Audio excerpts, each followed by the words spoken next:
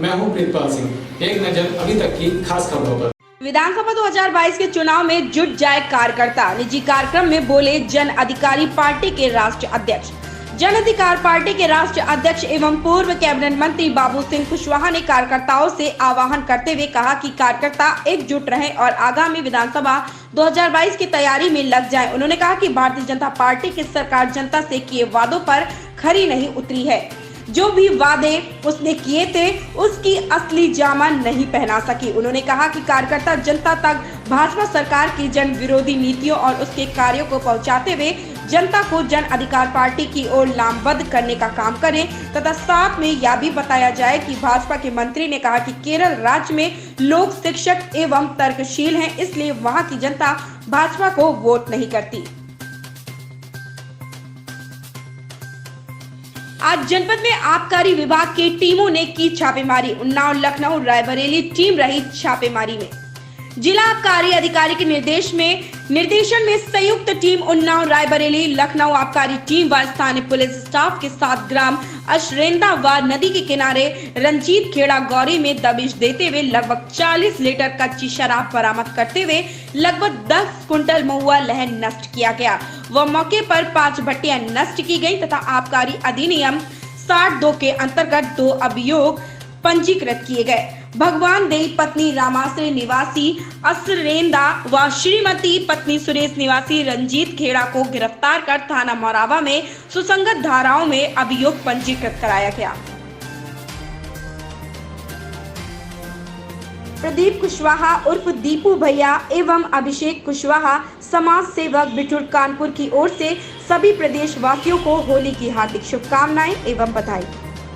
बांगरमो कोतवाली क्षेत्र के गांव अहिरनपुरवा के निकट जंगल में लगी भीषण आग। लगभग 50 बीघा से ज्यादा जंगल में फैली भीषण आग से मंदिर के पुजारी की कुटिया भी जलकर हुई राख। बांगरमऊ से दमकल विभाग की एक गाड़ी मौके पर पहुंची। आग बुझाने के लिए दमकल कर्मी कर रहे हैं प्रयास। अभी तक आग पर काबू नहीं पाया जा सका। दमकल विभाग की गाड़ी में पानी खत्म होने से फिर भरने के लिए गई। सिटी मॉन्टेसरी स्कूल की महानगर शाखा में मिला कोविड-19 के मरीज। कोविड-19 के मरीज मिलने से सीएमएस महानगर किया गया सील। नगर निगम जोनल अधिकारी जोन 3 व एसीएम 5 के नेतृत्व में नगर निगम के स्टाफ ने स्कूल को किया सील। कुछ दिन पूर्व ही इस स्कूल की अलीगंज शाखा में भी मिले थे कोविड मरीज। सुप्रीम कोर्ट के दूसरे सबसे वरिष्ठ जज नथमलपति वेंकट रमना देश के अगले प्रधान न्यायाधीश सीजेआई हो सकते हैं। मौजूदा प्रधान न्यायाधीश एसए बोबडे ने अपने उत्तराधिकारी के तौर पर जस्टिस रमना के नाम की सिफारिश की है। बता दें कि सीजेआई बोबडे 23 अप्रैल को रिटायर हो रहे हैं। नियम के मुताबिक सुप्रीम कोर्ट के सबसे वरिष्ठतम जज को सीजेआई नियुक्त किया जाता है। आगरा के खंदौली के गांव नेहरा में बुधवार शाम को दरोगा प्रशांत 35 वर्षीय गोली मारकर हत्या कर दी गई।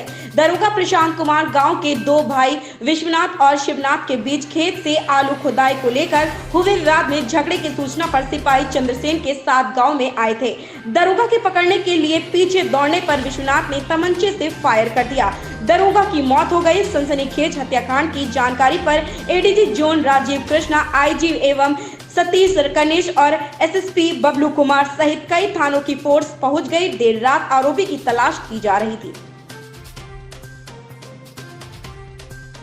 मान्यता प्राप्त अंतर्राष्ट्रीय टूर्नामेंट में फर्जी टीम खेलने की बात गले के नीचे नहीं उतरेगी, लेकिन ग्रेटर नोएडा में 15 से 18 मार्च को हुए विश्व कप क्वालिफायर टेंट पेंगिंग में ऐसा मामला सामने आया है।